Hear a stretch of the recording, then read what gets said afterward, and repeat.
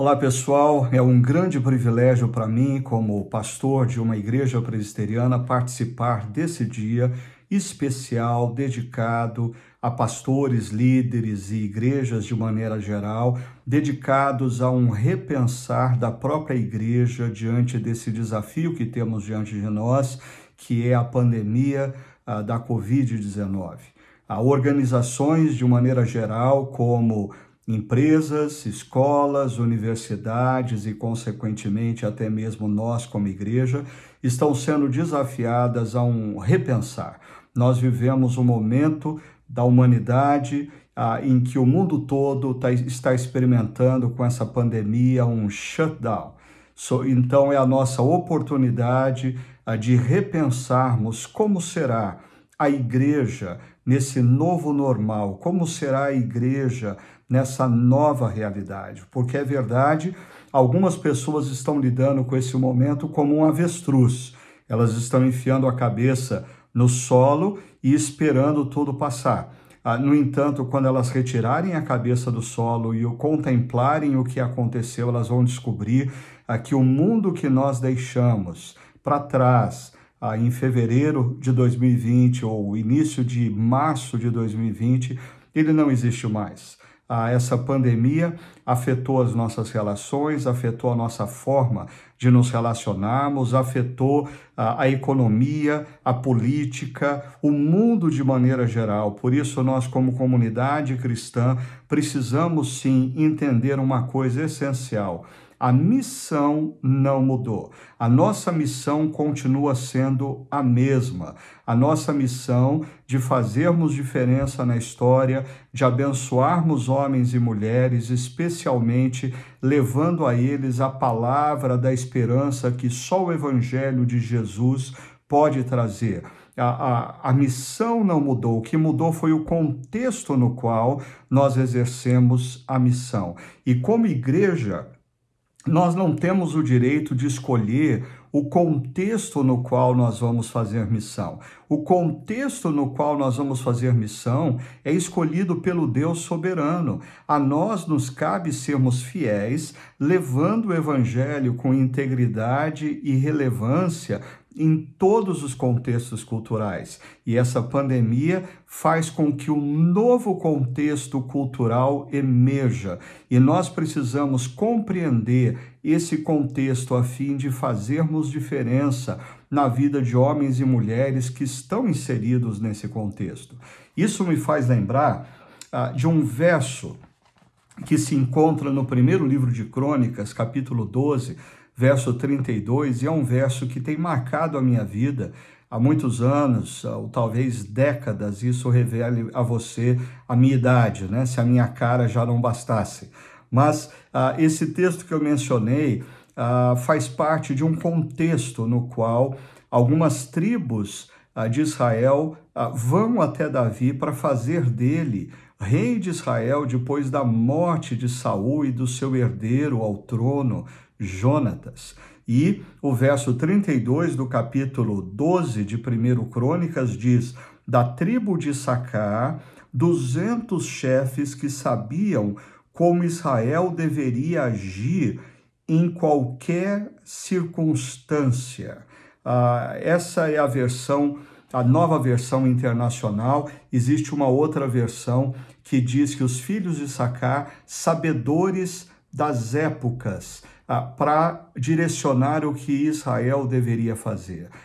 É impressionante a gente pensar que Deus derrama sobre alguns homens e mulheres a capacidade de olharem para o seu tempo e perceberem e compreenderem, fazerem a leitura, a exegese cultural do seu tempo, para que o povo de Deus saiba exatamente como aplicar a palavra, como levar o evangelho. Por isso, eu oro para que nesse momento de transição na nossa cultura, Deus nos dê, como comunidades cristãs, como Igreja Presbiteriana do Brasil, filhos de Issacar, para que eles possam nos ajudar a compreender o nosso momento, a fim de que eles nos desafiem na direção do que nós devemos fazer como igreja em missão no mundo.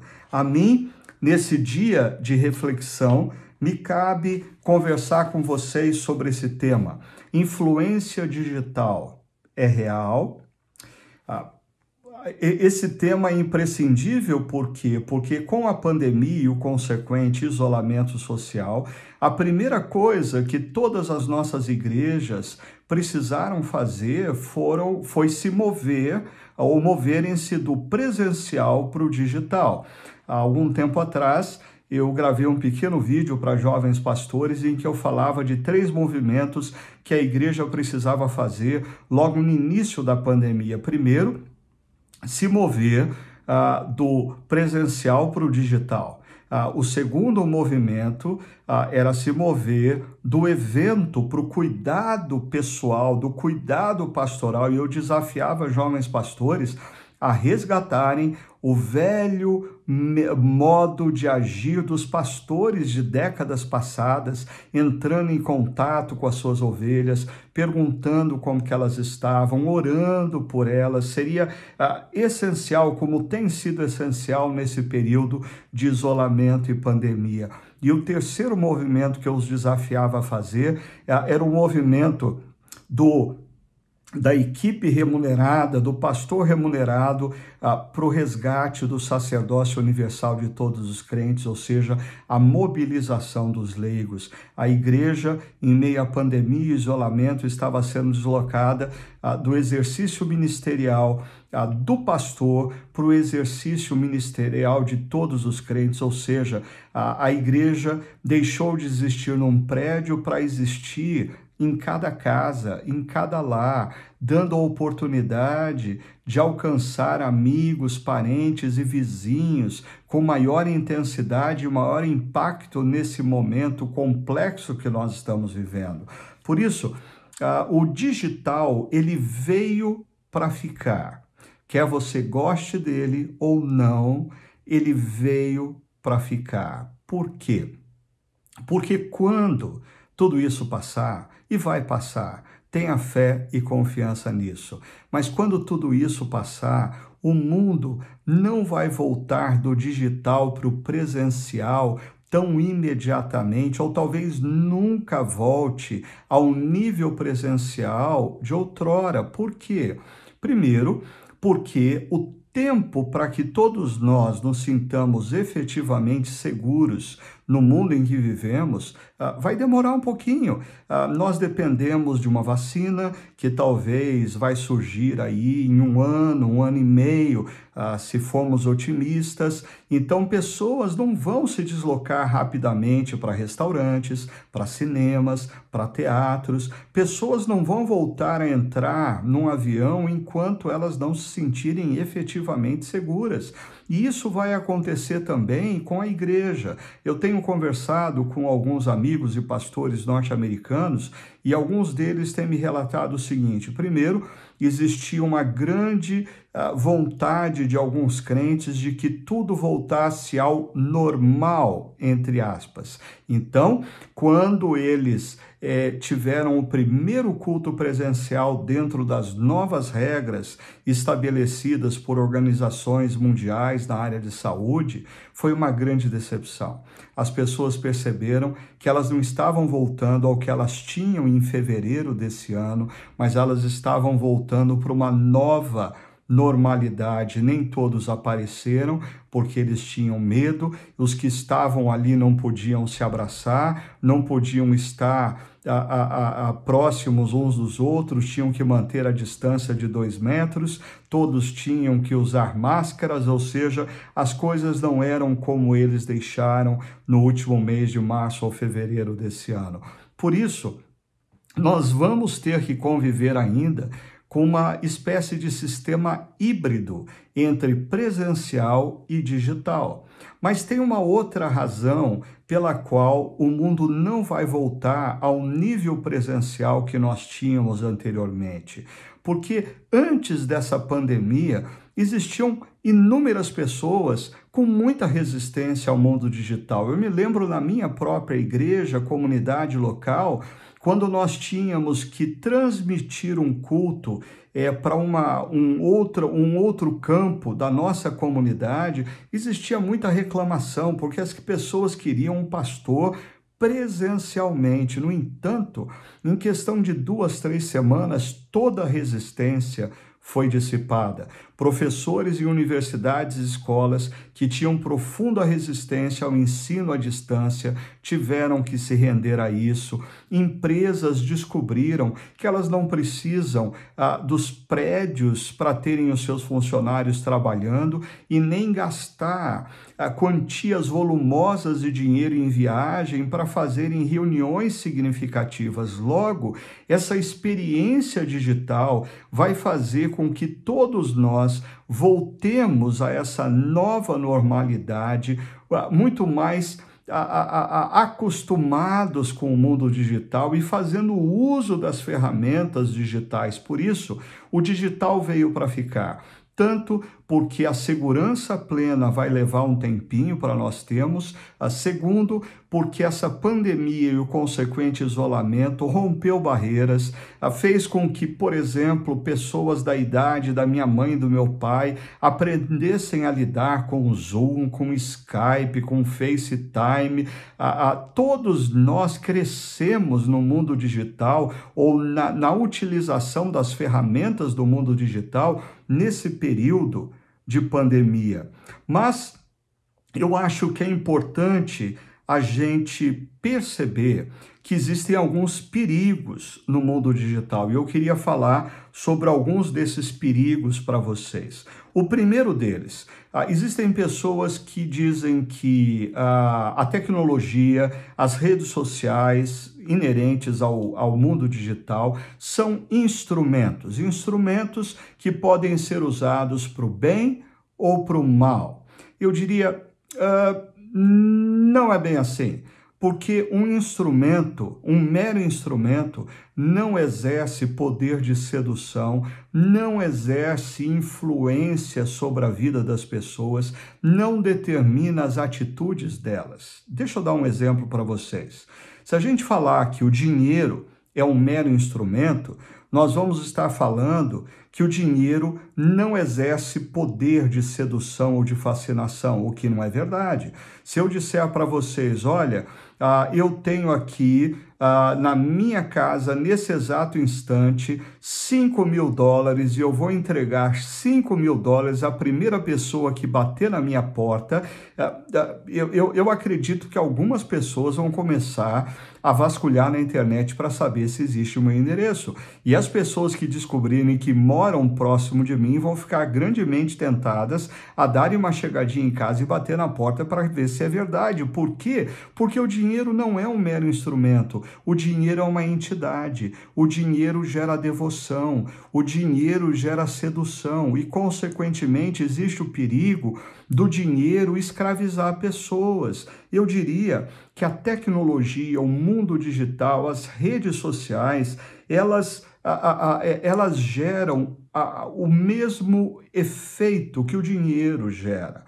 Pessoas nas redes sociais passam a agir de uma maneira um pouquinho diferente do que elas agiriam convencionalmente. Pensando nas redes sociais, a gente passa a tirar fotos de determinadas maneiras ou falar determinadas coisas que não são muito convencionais. Então existe o perigo muito grande do mundo digital nos seduzir e gradativamente nos deformar como seres humanos. Porque o mundo digital, ele demanda de nós uma persona, e gradativamente nós começamos a perder a noção de quem nós somos realmente, porque nós passamos a criar e alimentar aquele personagem que nós queremos que as pessoas admirem. Esse é um perigo muito grande que todos nós precisamos tomar, principalmente pastores e líderes. Por isso, eu acho que é muito importante a gente sempre checar no nosso coração a motivação. A motivação em se criar mais uma live, a motivação em se criar mais um post, a motivação em se criar mais um grupo de WhatsApp ou qualquer coisa parecida. Eu sei, esse é um critério que demanda muito cuidado, muita busca de sabedoria na presença de Deus e até mesmo conselhos, a gente precisa ter pessoas ao nosso redor com sabedoria, experiência de vida, que possam nos dizer, olha, dá um passinho atrás nisso, cuidado, você está se perdendo. E um outro perigo que eu queria colocar é que existe uma lógica no mundo digital, e principalmente agora eu estou falando das redes sociais. Pessoas que se tornam altamente famosas, estou falando de altamente famosas nas redes sociais, consequentemente no mundo digital, via de regra, existem exceções, mas via de regra, são pessoas engraçadas ou polêmicas.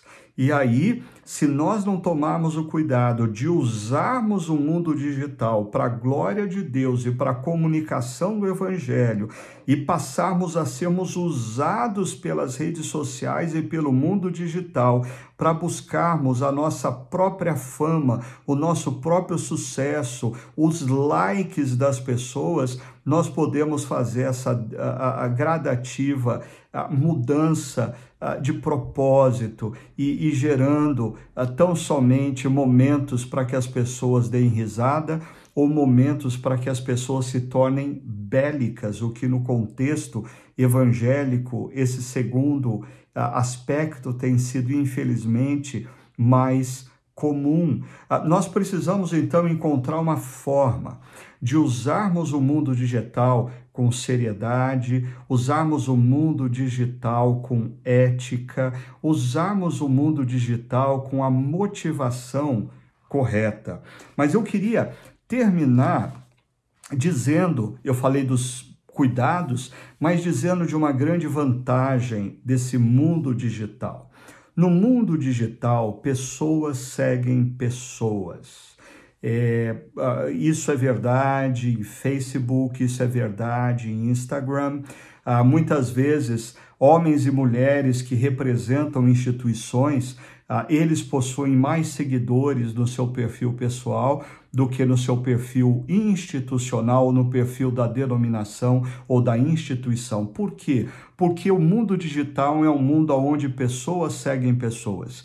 E nós precisamos fazer bom uso disso, porque se pessoas nos seguem, nós precisamos usar o mundo digital para falar de valores cristãos, para falar de virtudes cristãs, para propagar marcas que pertencem exclusivamente à vida daqueles que seguem Jesus. Eu até diria mais, o mundo digital é um mundo em que não necessariamente você deva, no primeiro post ou na sua primeira afirmação, já escancarar ou deflagrar a apresentação do Evangelho para a pessoa. Eu acho que o mundo digital é um ambiente onde você deve propagar virtudes cristãs, propagar princípios e valores cristãos, de maneira que você levante perguntas, de maneira que pessoas comecem a se indagar. Por que essa pessoa defende esses aspectos? Por que essa pessoa tem uma vida tão bonita? Por que o que essa pessoa escreve, o que ela posta me faz tão bem? E gradativamente você vai ganhar o direito de dizer para ela a razão disso. A razão disso é Jesus. Jesus, que um dia você compreendeu o que ele fez naquela cruz e você se rendeu ao amor e ao perdão de Deus oferecido através dele na cruz, por isso a sua vida foi transformada. Então, eu queria concluir dizendo, o mundo digital veio para ficar. O mundo digital possui perigos e nós devemos ter alguns cuidados, mas o mundo digital também possui grandes oportunidades e nós devemos fazer uso disso para a honra e para a glória de Deus, refletindo nas redes sociais, refletindo em todos os aspectos desse mundo digital, o caráter de Cristo, e que assim pessoas sejam impactadas pela minha vida, pela sua vida, e que nesse novo normal o Evangelho de Jesus continue fazendo diferença na vida de muitas pessoas. Deus o abençoe grandemente.